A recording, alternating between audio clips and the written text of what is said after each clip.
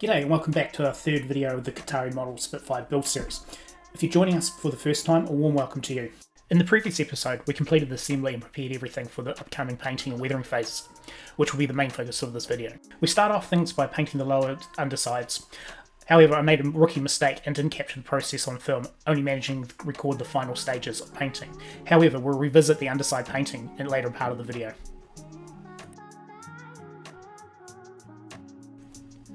To mark out the camouflage patterns for painting, I enlarged the profile art in Inkscape to match the corresponding plastic parts and printed the enlarged profiles out onto normal printer paper. The camouflage shapes were then cut out and glued onto a clear frosted vinyl sheet, and then these shapes were cut out and applied to the model. I could have traced the camouflage patterns into Inkscape and had my silhouette portrait cutter do the work for me, but the method I chose would be the quickest and also demonstrates how to mask out the patterns for those who do not have access to a cutter. Once all the camouflage masks were applied, naturally there were going to be some gaps where the lines needed to meet. Using some fine line tape, these lines were roughly mated and refinement work would be done afterwards. Any remaining open areas were roughly masked over with Tamiya tape. Again, I'm not being aesthetically pleasing here, as long as where the tape is placed, it does its intended job. For the earth tone I'm spraying, I opted for the dark shade using Kotare's mixture, as I had paint remaining from the initial Spitfire build that I could use. For every pattern area, I start the spraying process by applying the outlines before moving towards the centre.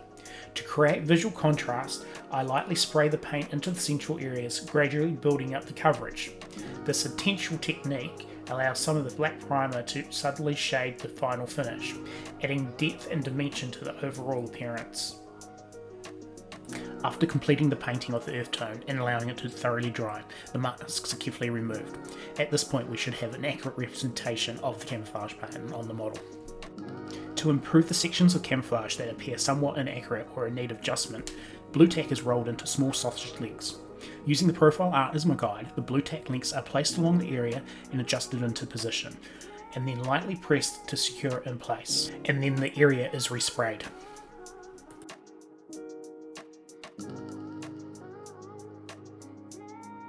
To prep the model for the next camouflage colour, the same method used before is repeated. Blue tack is rolled out into sausages and then carefully placed over the edge of the earth tone. Then it's manipulated into position by moving it back and forward with my fingertip.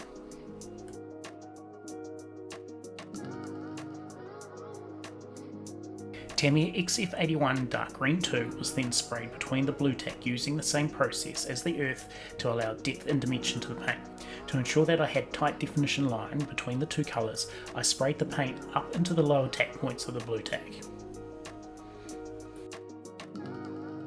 While the paint is slightly wet, the blue tack is removed to ensure there is no build-up of paint that is going to be pulled away with the blue tack removal.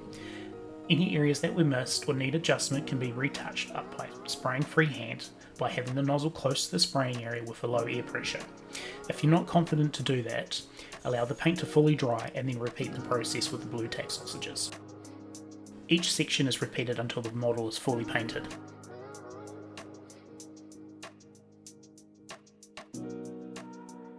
This particular Spitfire P9386 was painted with the A camouflage pattern scheme. However, the top engine cowl had been replaced at some stage and is finished in a B camouflage pattern. The engine cowl was masked off separately and then sprayed with the B pattern.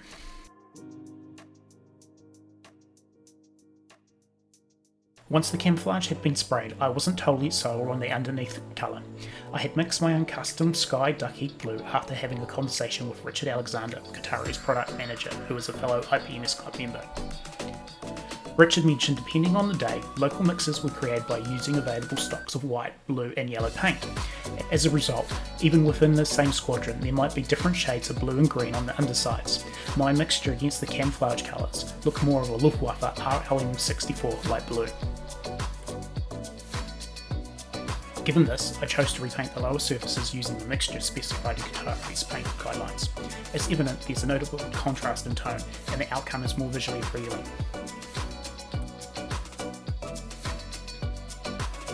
Now the painting stage is complete, now moving on to the decals.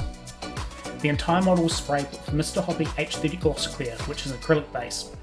I tend to gloss over the entire model and not just the area of the decals for two reasons. One, if the gloss changes the undertone of the colour, it's uniformed across the model. And two, it's easy to apply panel washes and to pick out the details later. With aircraft subjects, I tend to start applying the national markings, as this will assist me in lining up the placement of squadron cones and serial numbers. My application method doesn't use any setting solutions unless I have a really stubborn decal. I brush some water onto the surface where the decal is going to be applied to break up the surface tension, and the decal is then applied and moved into position. Using a brush or a cotton bud, the excess water is pushed from the centre of the decal out to the edges, and the excess water is soaked up using a cotton cloth or a rag. All the remaining creases are pushed out from underneath, and then the decal is heated up using a hairdryer on a low but hot setting, making sure it's far enough back that it doesn't melt the decal or the plastic. Once the decal has been warmed up, normally around 10 to 20 seconds, I roll the cotton bud over the surfaces to conform the decal around the details of the panel lines.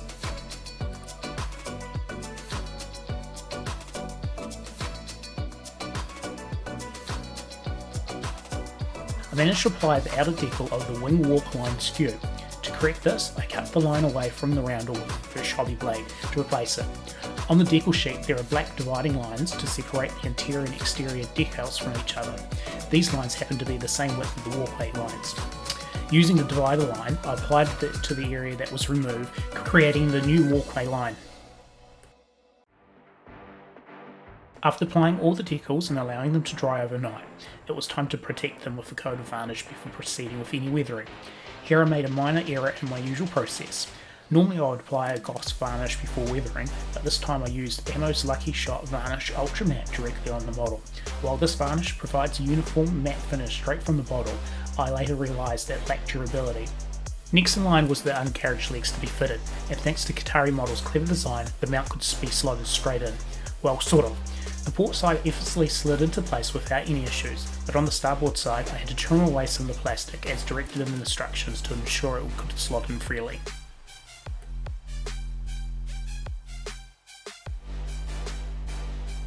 There was a slight occurrence of decal silvering around the raised rivet details, which was somewhat expected given due to the amount of rivets on the fuselage. Since it was a minor issue and a simple task to fix, I addressed the affected areas carefully by painting them over with a fine pointed paintbrush, loaded with the corresponding colour.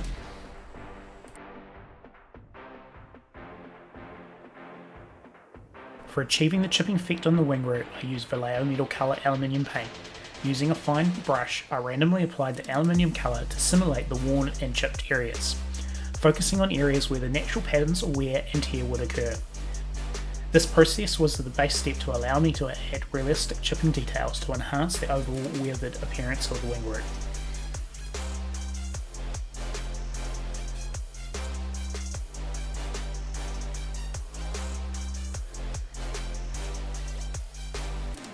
Chipping effects were also applied to other high wear zones such as the areas surrounding the cockpit canopy framing and the engine cowl fasteners.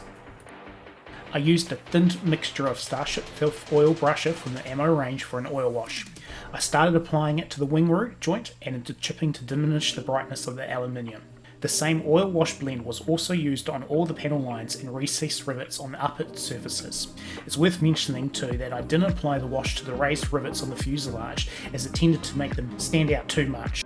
A brush loaded with oil thinners was used to sweep any remaining oil residue back towards the panel line or raised detail. Any surplus was then carefully wiped away using a cotton bud.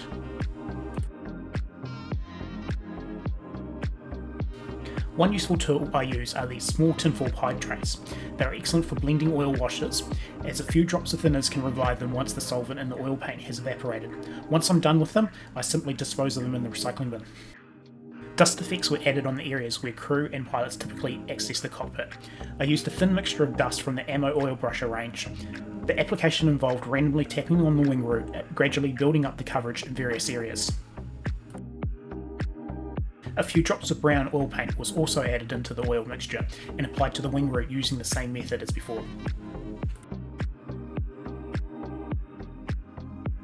Next in line were the wheels. Treated with the same dust oil mixture, I applied the mixture again by dabbing it onto random spots of the wheel and rim, gradually building up the appearance of the dust and dirt accumulated from the airfield environment. As mentioned earlier in the video, the durability of the Lucky Shot primer was not very durable. It started breaking down in certain areas when oil wash was applied. An aspect of my technique that I wish to improve is the portrayal of exhaust stains. Achieving a realistic finish has proven challenging for me with paints and oils, but pigments have emerged as my solution in attaining results.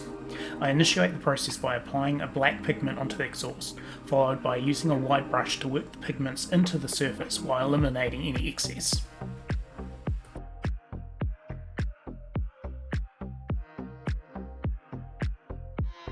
Once again, black pigment is added along the fuselage side, lightly applied to the outline of the airflow patterns of staining.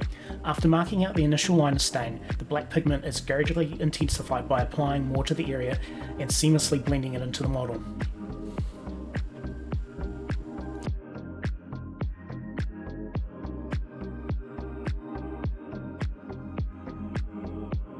A notable advantage of working with pigments is their forgiving nature.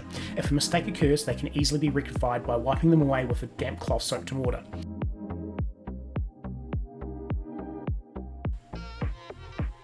To alter the soot colour tones of the exhaust staining, I introduced North Africa dust pigment into the blending mixture. The procedure mirrored the black pigment by adding more of the pigment into the integration of the model side by blending. Any excess of the lighter shade that was applied could be toned back by adding more black into the blending process.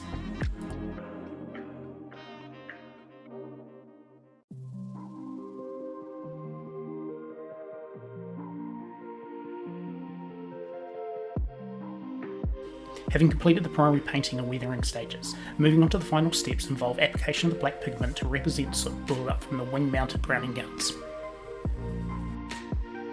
This also included incorporating oil leaks and staining to simulate effects of an operational aircraft using oil wash mixtures.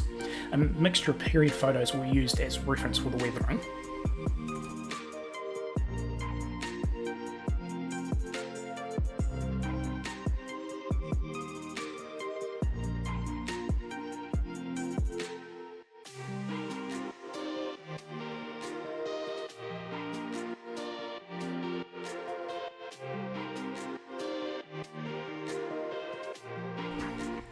Painting the navigation lights, I began applying the silver as a base colour of the lens, utilising clear red and green for the lamp lenses.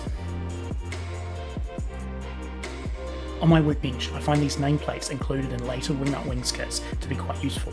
I utilise the brass plate as a base, applying drops of CA when needed. Once I'm done, I let the CA dry and then burn it off the brass by using a naked flame from a lighter. This ensures a clean surface for my next application. Completing the model by adding an aerial line with elastic thread marked the final step in this project.